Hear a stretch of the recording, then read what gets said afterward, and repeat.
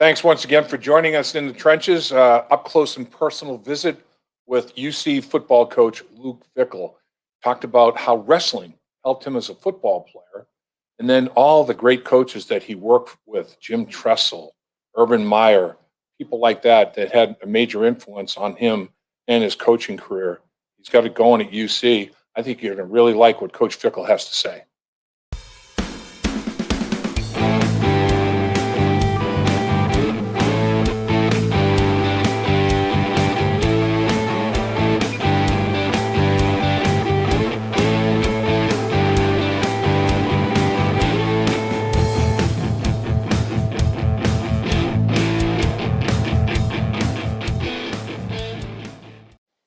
Welcome once again to our luxurious studios at First Star Logistics.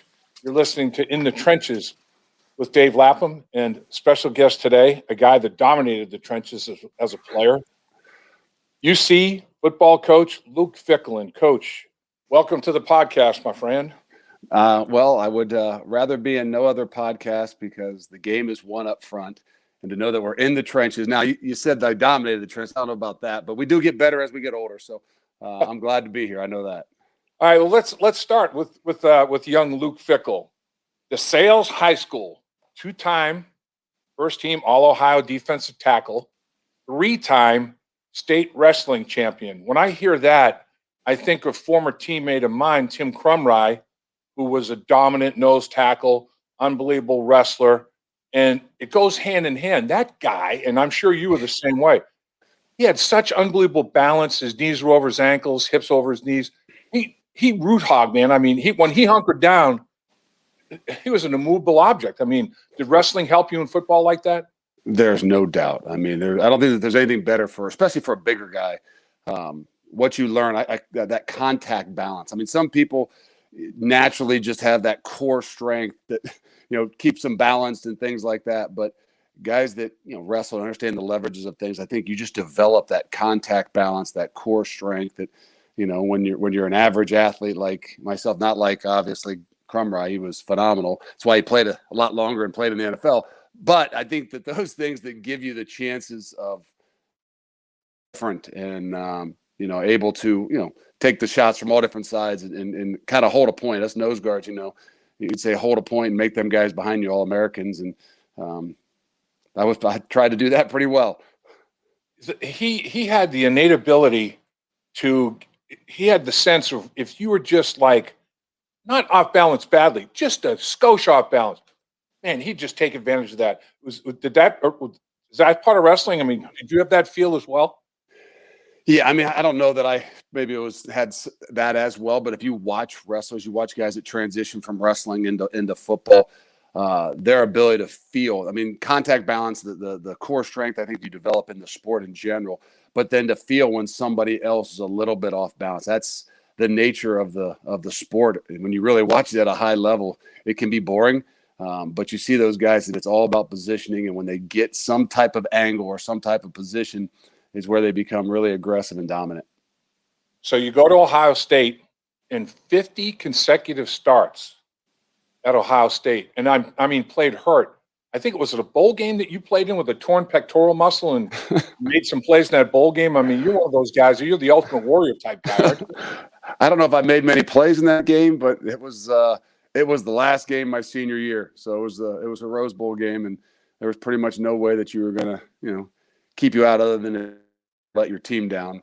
But yeah, I mean, it's, I don't know if that's one of those things you kind of grew up learning. I try to tell my kids, I try to tell the guys in the field, you fall to the ground and you're hurt, you better get up and get off the field because your mom's someplace up in the crowd watching, and she's going to be worried if you lay down there. So whatever you do, you got to get yourself up and keep rolling, or you're going to make your mom really worried. You have a shot with the Saints, and then you have an ACL tear, knee injury, and kind of curtails your pro career as such. But you get right into coaching. Did you know when you were a player? Did you have such an interest in the game? Did you project yourself to get into the coaching world?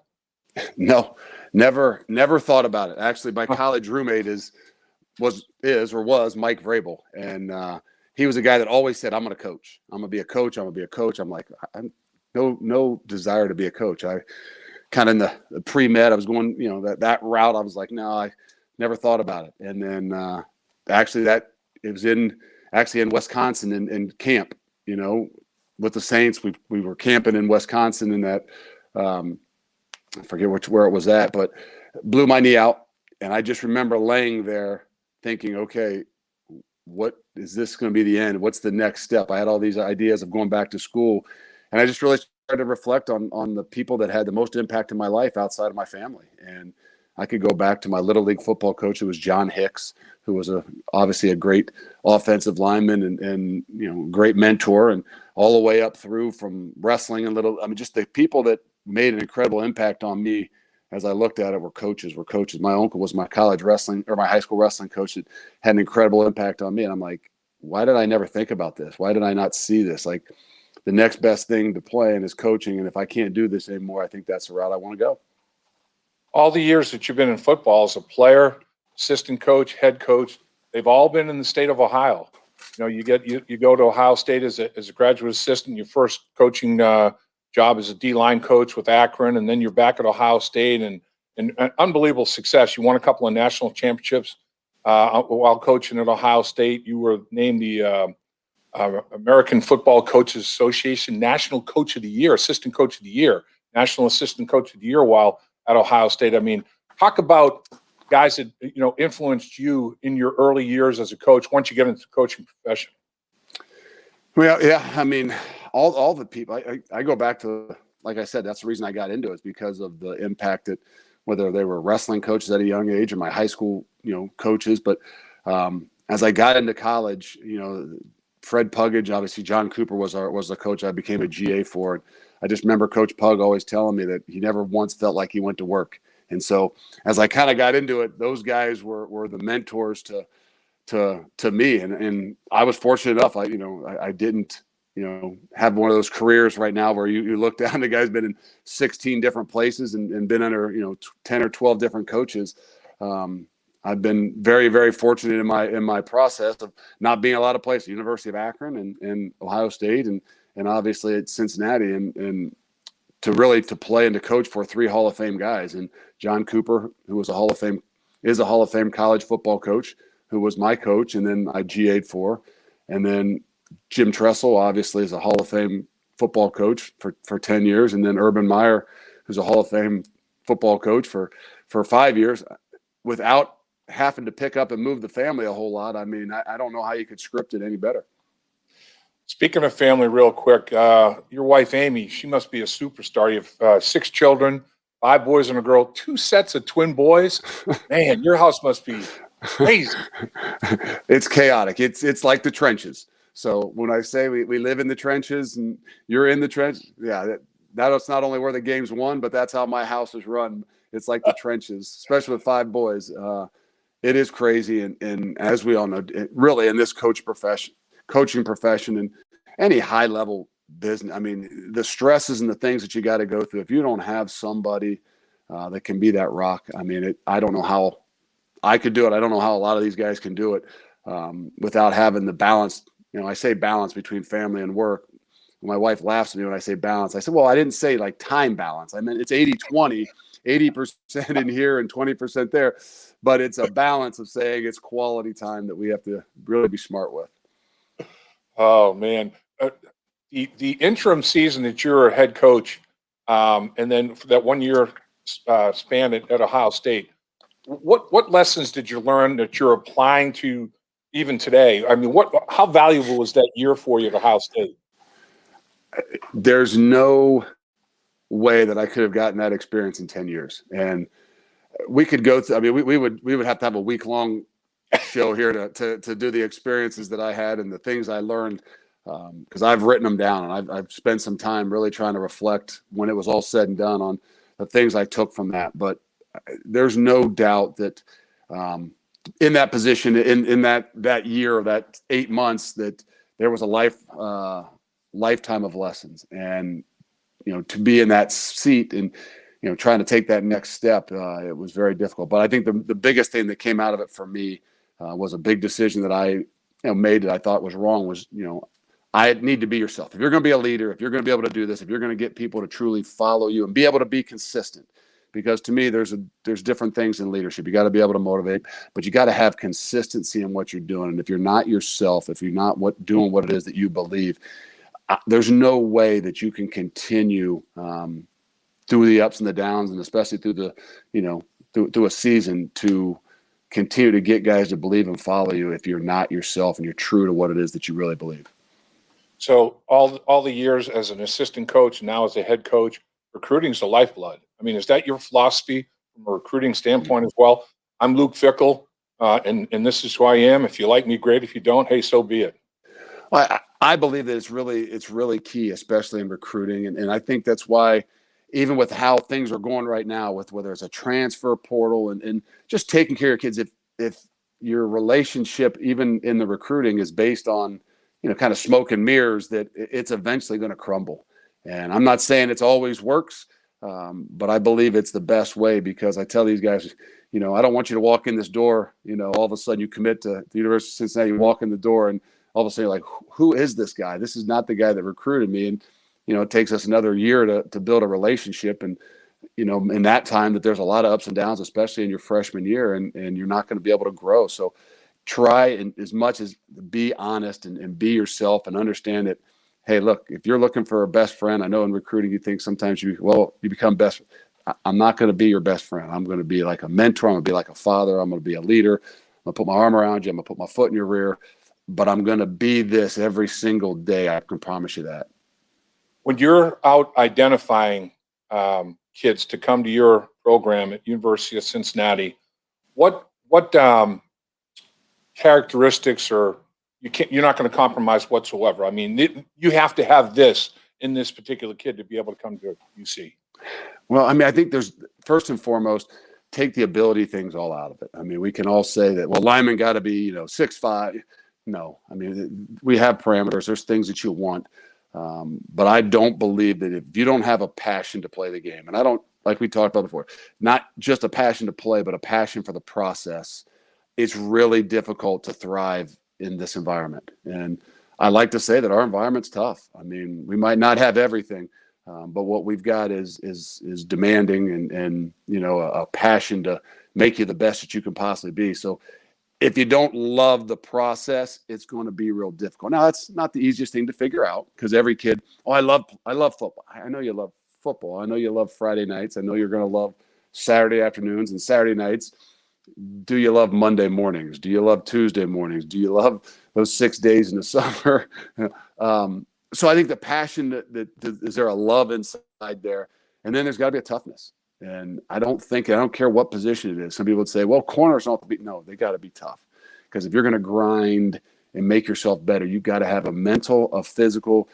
We can work on the emotional toughness, because we've got guys in every range category of emotional toughness. But if you don't have some mental and physical toughness, this game is going to eat you alive. And I think this program is too. So more than anything coming in, I think those two things, along with the intelligence that you got to have to continue to grow, is really key for us. The other thing, I experienced a wrestler, football player that was great in both sports in college. A guy named Joey Kimball I played with was a secondary player. And basically undefeated wrestler. And the thing about him, I have never, ever met a more disciplined human being in my life. I don't care if it was his personal discipline, the team discipline, helping professors be disciplined. I mean, this dude was unbelievable. Did wrestling teach you that as well? Is your personal discipline about as good as it can be? Well, I always think it can be better, but I think that as a young kid and in that sport in general, and people would say, well, it's because you cut weight. No, it's just individual sports. If you're going to excel in them, the abilities are only going to take you so far. And especially in a sport like wrestling or like that, where it's a combative sport. I don't know that you can learn those things, even in football, I'm not saying you can't learn, but in an individual sport where you're by yourself and you've got to make all decisions. Yes, you've got a team, but the things that you have to do and need to do to be successful are much different, especially at a young age in that sport. And I think that going through that for myself was something that I was making decisions probably at 11, 12, 13, 14 that have really helped me today, just with discipline and how you kind of, whether it is, even learning how to eat at a younger age, just because of some weight limits to things.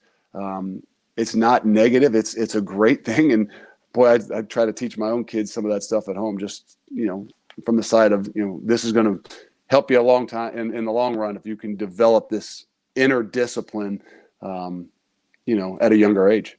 Sure. Tremendous success at Ohio State. You come to UC, first season, replacing Tommy Tuberville, a 4-8 season, but then coach, the amazing turnaround. I mean, since then, 31-6, back-to-back 11-win seasons. There's only been 4 11-win seasons in UC history. You have 2 of them in a back-to-back basis. You only played 10 games this year. It would have been 3 in a row. I mean, you go 9-0 and lose a heartbreaker to Georgia. I mean, you play them, you play them off their feet. I mean, that was just one hell of a football game. You finished 8th in the country last year with a 9-1 record. So 31-6 your last 3 years.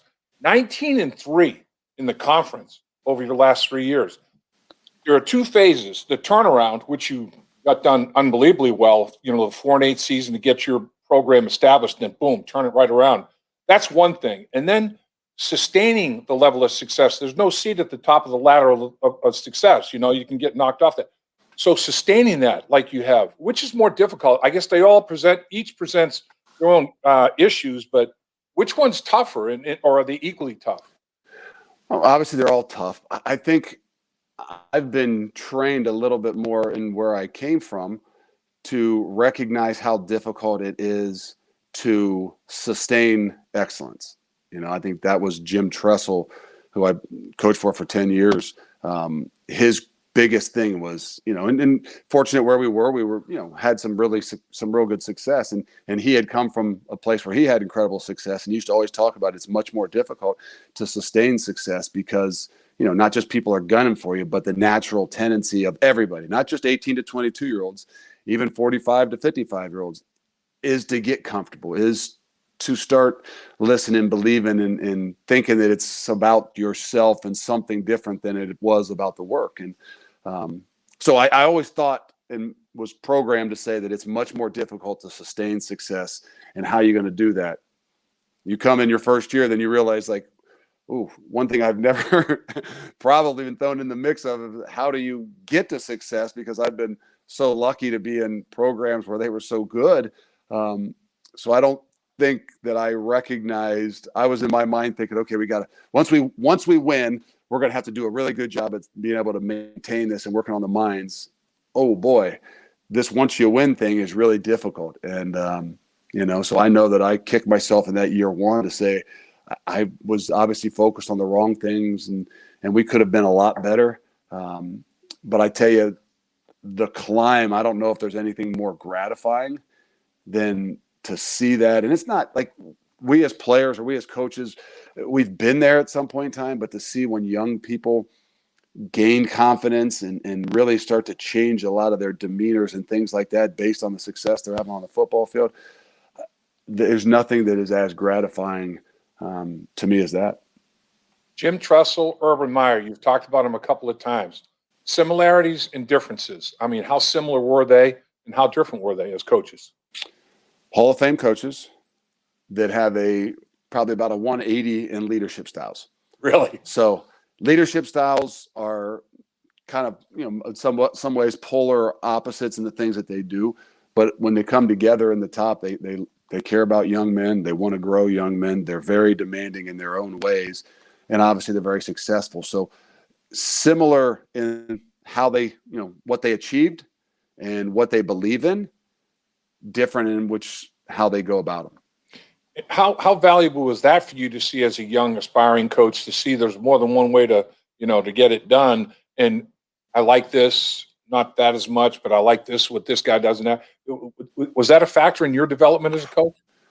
It would be, obviously a number one thing, but the greatest probably growth in my coaching in the professional side of my life is to be able to see 2 Hall of Famers like that doing it in different ways in a time when I believe I was mature enough to see it and figure it out. Had I been with Jim Tressel at 27 years old like I was and only been there for 2 or 3 years, I don't know if I would have, seen and recognized, because in those first 3 years, man, I mean, you're on cloud nine because you're back at your alma mater, you're doing really well, and I don't know that you recognize nearly as many things. Year one, we go to the national championship and win, and you think this isn't all that bad, and this isn't that tough. I mean, I don't know that I learned a whole lot from year one because it's such a blur.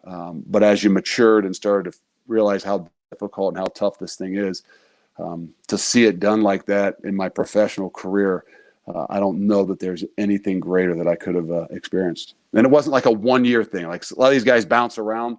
Right. You spend 1 year with do you really know somebody? Do you really understand how they run a program and what makes them tick and makes them great from 1 or 2 years with them? No, but I had 10 and I had 5.5 years to really develop and understand what great ones do. Yeah, that's an outstanding point. Now that you're top 25 3 years in a row, top 10 this past year, are you able to get any living room you want? I mean, can you recruit anybody? I think it's key to still try to know who you are. And I don't want to say you change it because you're always evolving. But I think the thing that we've got to remember is let's don't change who we are. Those things that we talked about that were the things that are going to give us a chance to be successful and what we believe will thrive in an environment that we create. Let's don't get blinded because it's still about doing your best job and finding the right one. So the doors are open. I think we've got some greater opportunities. I think it now becomes a little bit more of a difficult situation for us to say, okay, now let's make sure we don't stray from the things that we know will be successful within our program. And still have that balance to growing, and maybe you can find another star on a guy, which that's because they have some natural abilities.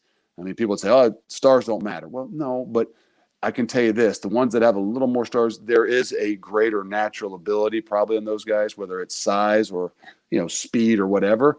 It doesn't tell you how they're going to develop. But I think you still got to have that balance. Let's don't forget about what's going to give us a chance to continue to grow and what kids look like in 3 to 4 years, after they've been in our program. Yeah. Is that the biggest challenge? I mean, obviously a kid, you're always looking for somebody that has upside potential. You're catching them, not necessarily at his low at the bottom, but, maybe halfway up the ladder and he has still room to grow. You see potential there because, he's already gotten this far. He has so much more to go, as opposed to the guy that has already been all state for 4 years and he's shaving every day and he's fully matured physically. And it's like, this is what I'm getting. There's no room to grow here. This is the same kid I'm going to have for 4 years. How do you make determinations on where to go with guys? You're always probably looking for that guy you can develop a little bit more, aren't you? We are, especially here. Yeah. And I think that I tried to study, and I've never coached for Coach Saban. But even when he first went to Alabama, I was, obviously studying a little bit and watching how they've done the things that they've done. And I didn't think there was anybody that identified and projected players better than what he and their program did. Now, today, everybody would say, well, they just pick between the 5 stars. Right. Yeah, but they still got to pick the right 5 stars. And I think, just watching and seeing a little bit, I said, okay, we got to remember now it's about evaluating, it's about projecting and trying to find those qualities and those traits that you believe are going to make them a lot better player in 2 or 3 years as opposed to what they are right now. Nothing greater, especially for us, than the guys in the trenches. You said the guys halfway or 3/4 of the way. The guys that I think are going to be successful here, especially in the trenches, are the guys that are just scratching the surface. And those guys, more than anybody, to me, grow more in their first 2.5 years of college. And they've got to have the right things in the head and the heart to be successful. And they can be really successful if you've got the right ones. Speaking of guys in the trenches, recruit some kid that went to Moeller High School, Amanda Moeller, committed to University of Cincinnati, that being your oldest son, Landon. What's it going to be like to coach your son? Have you talked to other coaches that have coached their son at the collegiate level to get some kind of thoughts on that? I did. I actually had reached out to Coach Ferentz at Iowa, who obviously did it great and had a lot of success with it.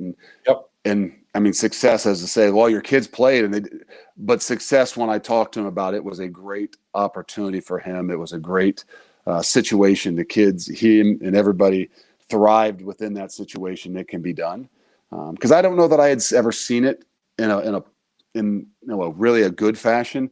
So I always thought that I'd never wanted to do that. I would never want to put my son in that situation. Right. But things kind of changed and things kind of evolved for me.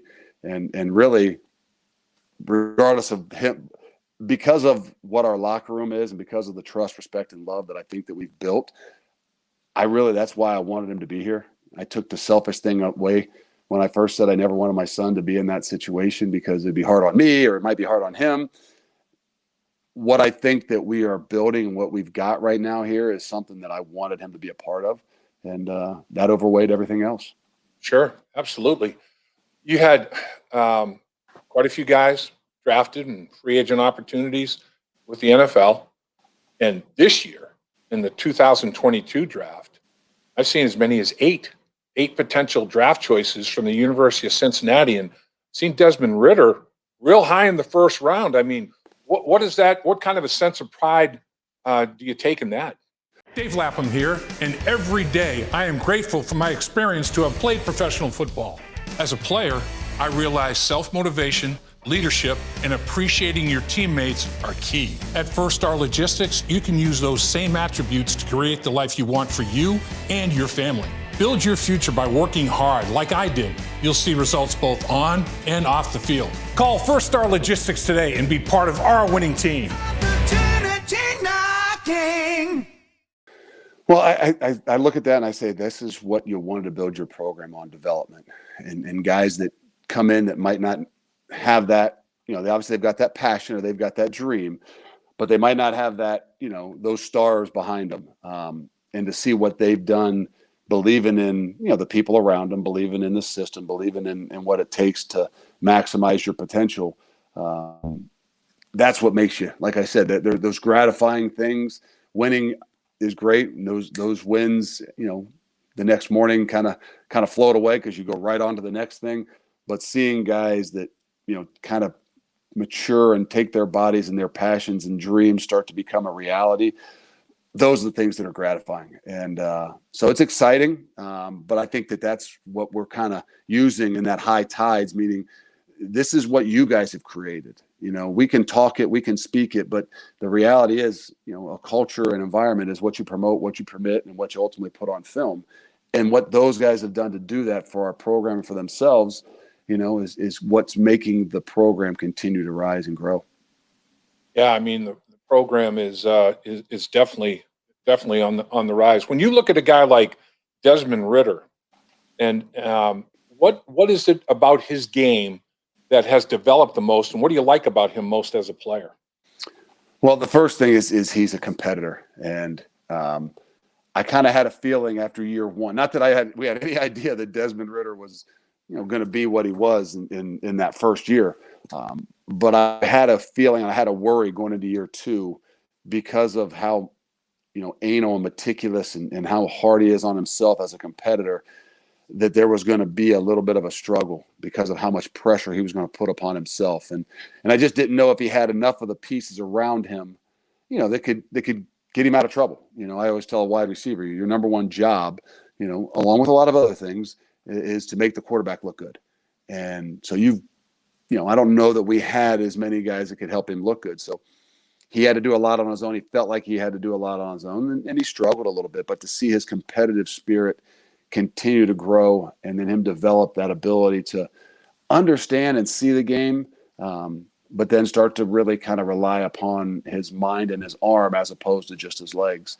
So I think that it's been an incredible natural development of what you want if you're going to find a guy to, really be a high level guy for the next level. That they've kind of gone through that maturation and found out what they need to do to be, not just a great college player, but a great player at the next level as well. When you were hired to come to UC, I'm sure you had a vision coach. This is what I want my program to look like. Everybody has a 3-year, 5-year, 7-year, 10-year plan in business, whatever. Coaches, same way. I mean, you're 3 years into, or at 4 years, but your 3-year plan, your 5-year plan, you're in that season right between them. Is your program tracking to where you had a vision when you hired on here at UC? Actually, I laid it. I was a 2, a 4, and a 6 year. So 2, a 4, and a 6. 2, a 4, and a 6-year plan, and there's a lot of things that are right in line, and it's kind of crazy. And I'm not saying I'm like, oh man, you were really smart. No, it just, things continue to progress, and we've been very fortunate and had some great kids. But I have it I have it like posted on my desk anyway, the 2, the 4, and the 6. But there's a lot of those things that aren't like just winning. There's a lot of those things about building, an environment, building a culture, building things that you can tangibly see. Meaning, we came here and 50% of our roster was from Ohio, and 60% of our roster was from a 300-mile radius, where we wanted to be 75% from a 300-mile radius. We wanted to be over 60% from Ohio, and we're now 61% from Ohio and 81% from a 300-mile radius, which in my mind helps us to kind of sustain and maintain the culture and the environment that you want with, the tough, hard-nosed, core crux to your program. Right.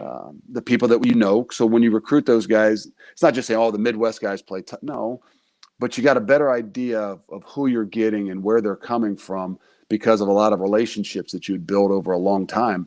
So when that becomes the crux of your program, I think you got a better chance to continue to develop it. And so a lot of those things have hit on par, and the newest ones come into that 4 to 6 year range, where when you got to start getting a lot of help from the outside on growing, and whether it's a facilities types of things that you really, for the first time, you're like, okay, now we're going to need some help on doing some of these other things as we continue to grow. The other phase of it is coaches, surrounding yourself with a great coaching staff, and you've already got a coaching tree, starting to be formed. And when programs have success, others want to grab somebody to be part of that success at their program. So that's happening at UC. How gratifying is that to you? I mean, there's pros and cons to it. It causes some issues, but it's part of the evolution, and it's a good part of the evolution, isn't it? There's no doubt. I mean, that's why I'm here. I'm good fortunes of being in some really good programs underneath some really good guys, which gave people a greater chance to give you a shot, because, they say, well, he's been with this guy and he's been with this guy. You got to believe and hope he's learned something through osmosis. So you start to see that in year one. I guess that was something as becoming a coach I never thought about. All I thought about was players and winning, and after that first year, obviously the 2010-11 season or 11 season, I didn't realize those things. There were so many other things. I don't know that I realized that I'm not very good at delegating and thinking I can do more, but I didn't realize the extent of how critical the people around you are. And going into year 5, I would say by far as much as anything, there's no way you can be the greatest in the world. There's no way that you can do it in this capacity, meaning 120 guys on a team without really, really good people around you. And we've been very fortunate, and we've lost guys. And I would tell you, in year 1, when we lost guys, I was going to pull my hair out, and I thought it was like the end of the world. And then I started to mature a little bit more and start to realize, like, okay, hopefully this is going to happen because we've got some really good guys.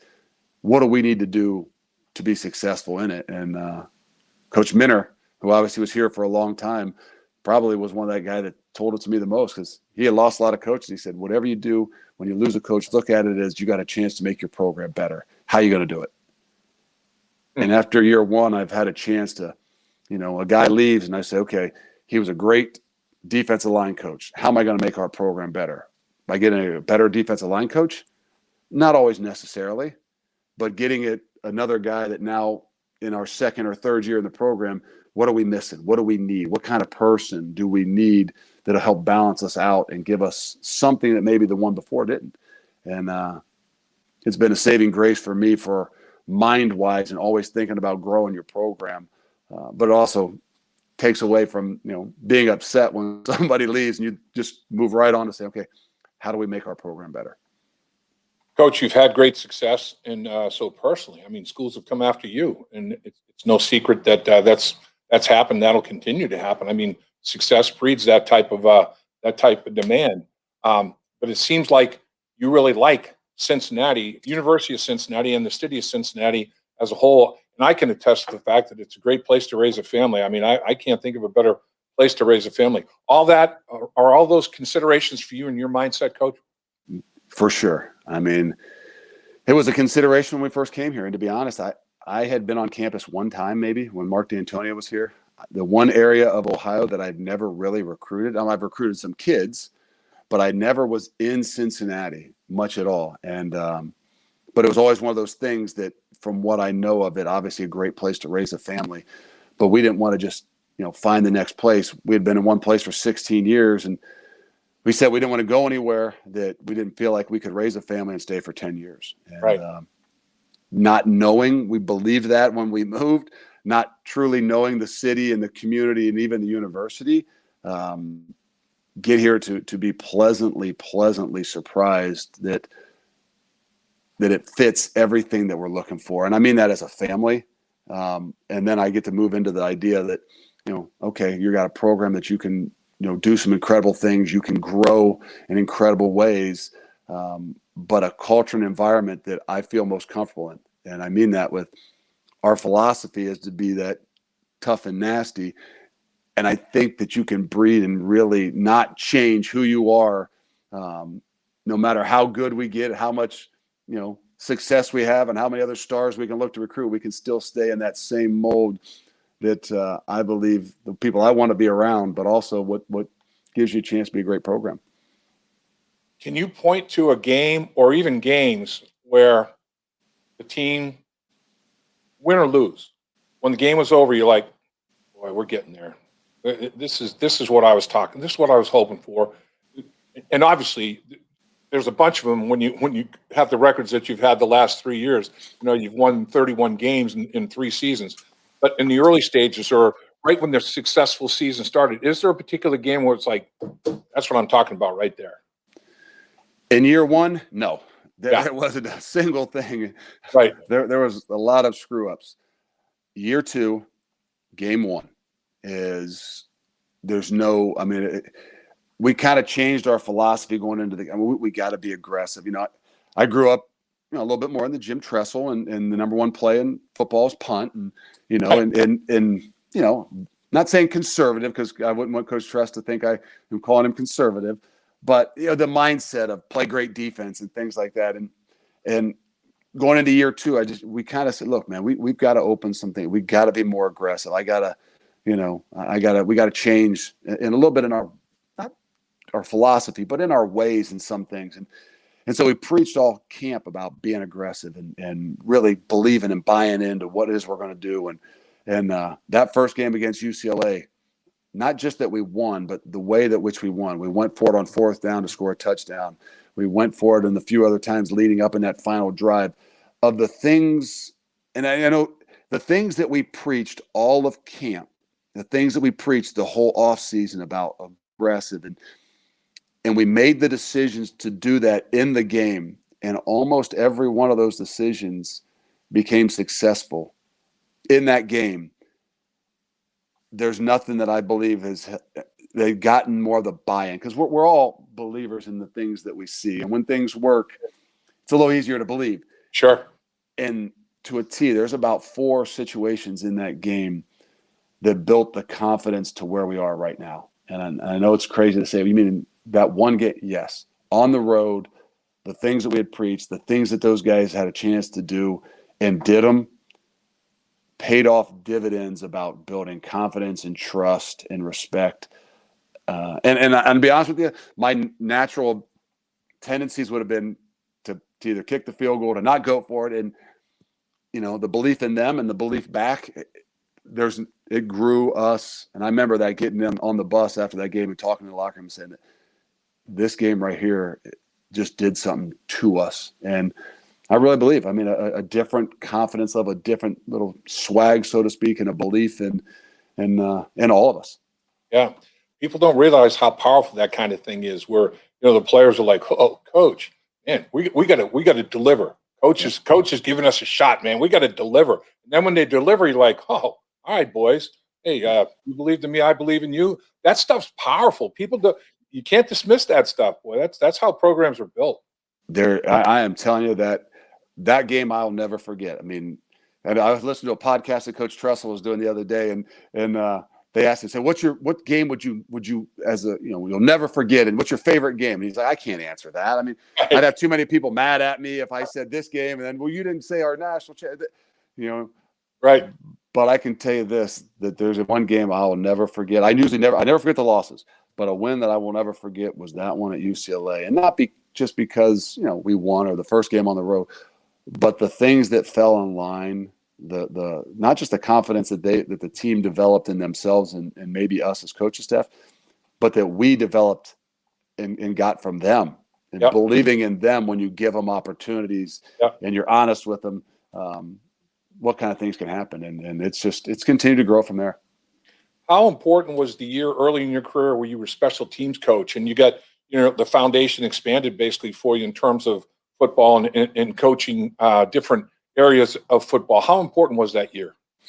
Huge. I mean, that was one of those things in that first 3 or 4 years that are still a little bit of a whirlwind. Like, I like to believe I was developing myself as a coach, but I wasn't recognizing a lot of the things and the opportunities that I had.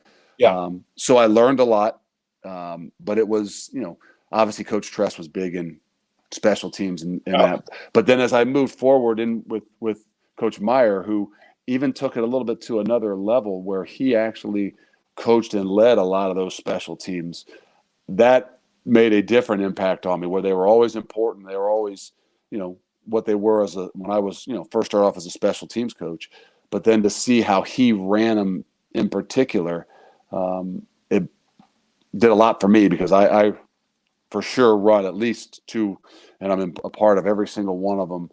And I think for me, it becomes a connection to every kid, but also offense, defense, and everybody together as one. So when you're not football and you're a football guy, there's no question about it. You're a football guy, Coach. What do you do? What do you do to decompress, to relax? What does Coach Tressel do when not football? People would always ask, so what are your hobbies? Like, I like to play golf, but I don't play. I got 6 kids, and if I leave on a day where I actually don't have to be there, I'm not sure that I'd come home and they'd be there. Or they might be there. My wife might not. Actually, to be honest with you, I love going and watching my kids play. And to me, there's nothing better than going and watching my daughter play volleyball or my boys play basketball. Now, my wife would tell you that's not true, because there's nothing that drives me more nuts than watching my boys play sometimes.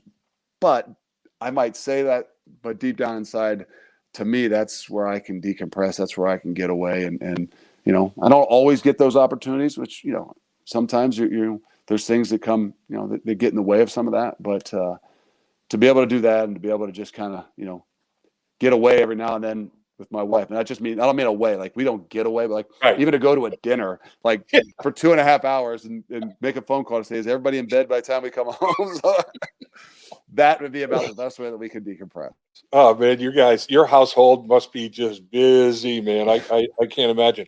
I was fortunate enough to play for Ben Schwartzwalder at Syracuse, a Hall of Fame coach himself. He had 25 consecutive non-losing seasons, which was unbelievable. And I remember visiting him when I was done playing, but I was still playing professional football. And we talked about how proud he was of guys that got the shot to play in the National Football League or Canada, wherever it might be, to continue their football lives. But he said, the thing though that's the greatest for me is when guys come back and they're successful lawyers, accountants, they're married, they're kids, they're great dads, great family, members of their family, productive citizens. He goes, you have no idea how much that means to me when guys come back in from all walks of life. I said, really, Coach? That's what it's all about. He goes, that is what it's all about. You concur?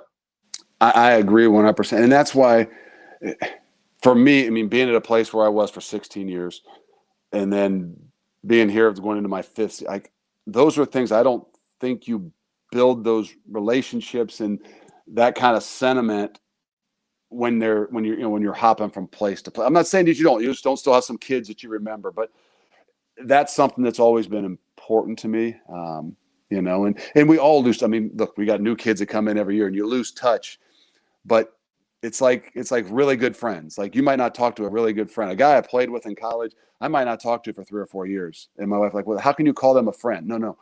If I ever, and when I do see, there's time is all lost. Like we don't like say, well, why haven't you called me in 4 years? Like, Right. no. And things like that, when someone you've had a relationship with, whether a kid you've coached, and they come back 8-10 years later, or they make that call to you, hey, I just graduated, just had my first child. Like those are those things where you're like, I'm doing this for the right reasons. And, to see that is another one of those things that don't happen on Saturdays, but is far more gratifying to keep you motivated for what it is that you do. Well, I'm glad you decided to get into the coaching profession, Coach, because you do it justice. There's no question about that. And I guess final question, I should have asked it earlier when you were talking about, you didn't really think about coaching. Mike Vrabel was like, man, I'm a ball coach. I'm going to be a ball coach. What were you thinking about? What were you thinking about doing with your life, if not coaching? Well, I was kind of like I was a pre-med major, and I thought I was going to go and be some bit of a doctor. Then I was going to go into optometry, and I'm like, I'm gonna keep going to school. And like I said, I remember laying in that bed in Wisconsin, Whitewater, wherever we were, and thinking, do I really want to go back to school? Like, okay, now I keep saying this, and then that's when those things, in school they're always telling you, let's do this do these things to see what you're gonna, what do you want to do in the rest of your life? I'm like, no, I know what I want to do. I'm gonna go back to school. I'll be a doctor or something. I don't know. I'm gonna compete. If I go back to school, I feel like I'm competing. And maybe I should have thought about it a little bit more when I was in school. I don't think it would have changed anything, but it was crazy that it just kind of hit me as I, still thought I had a chance to play. I was going to come back and rehab, but it really became evident to me that I know what I want to do and I know what I've got to do to get there. And kind of really thank God it changed the gears for me because, as you know, you get a lot of those guys that when they get done playing, they've had competed their whole life. They've got a passion for what they've done. They didn't just have a passion for the game. They had a passion for that grind and the process. And now transitioning with all that passion into what you're going to do is what's so difficult when guys get done playing. And I was fortunate enough to be able to kind of segue right into this and keep all that passion and be able to put it right back into coaching. Well, I remember sitting at that recruiting table when I was being recruited, and my mother was very, very academically oriented. She graduated #1 in her class and went to college, Boston University, when women didn't go to college. And so she was big about the academics. And so she was really, she grilled these coaches. Boy, it was incredible. But I remember sitting there and I remember sitting there when my son was recruited in the, the opposite part of that process. And I can tell you, that if you were sitting across from me and talking the way you talked right here on our podcast, I would totally trust you to take my young son, who's at a very impressionable age of his life at 18 years old. And that 18 to 22-year-old time frame is key, critical. And I would definitely say, Coach, mold my son. I'd feel real good about that. And I think a lot of people do and have. And I think they'll continue to do so. And you're a true professional coach, and we appreciate you coaching at University of Cincinnati and being part of the community of Cincinnati and being on in the trenches, my man. Well, I love it. I love what I do. I think that that's everything behind it is trying to build a trust and respect throughout this process. And I'm excited. June 1, we actually get to do that in person again. We're going to have those families actually sit down with you. Right. But there's nothing I'd rather. How weird was that? Sorry, how weird was that to do that all virtual? How weird was that? It's really difficult. It's hard. And I think 18-year-olds or 17-year-olds feel okay with it because they communicate good that way. But it's the families that like you just said, how do you want to trust sending your 18-year-old son off with somebody that you've never looked truly in their eyes and watched them work a little bit as opposed to hearing their, spiel and, probably one of the other reasons why my son is here too. At least I know, who we can trust, and he knew who he can trust, and more than anything, his mom knew who that she could trust. Because it's a big commitment to put a 17, 18, 19-year-old into the hands of and I don't just say me, but of a program and an environment and a culture that is going to have an incredible impact on the next 4 or 5 years of their life. I can remember, and this coach will remain nameless, but I can remember at the conclusion of a meeting when he was recruiting my son, got up, shook his hand, very weak, wouldn't look me in the eye. Just a dead fish handshake and no look in the eye. And I thought, my son's not going there. You know, I mean, those are the kind of things that you really, you know, those are important. Those are factors. There's no question about it. That's why I've struggled for this last 15 months of trying to do this, you know, without being able to actually shake somebody's hands and look them in the eye. And, you know, even through all of, you know, the stuff that we had to do as a team a little bit, you know, from being apart, we ended up scaling a lot of things down with just maybe the guys or small groups of guys, because I said the social interaction, the face-to-face, the things that we need to do are so critical in the development of our young kids that I know we can learn virtually, but we can't build virtually. And, you know, and I think in this game, there's so much to be built, especially in these 18 to 22-year-olds' lives, whether it was the COVID, the social injustice stuff that we had. You aren't developing those relationships and those things. Virtual is still okay, but it's not nearly as good as being able to do things in person. And I'm happy to be back to doing that here real soon. So well said, Coach, as has everything you said in the trenches with us here. We certainly do appreciate it. I know you're busy, busy family man, busy football coach. You to carve time for us is tremendously appreciated, and have the best day you ever had, sir. Well, there's no place I'd rather be than in the trenches, bud. I appreciate it. Have a great one. Thanks. All right, Dave. Thanks.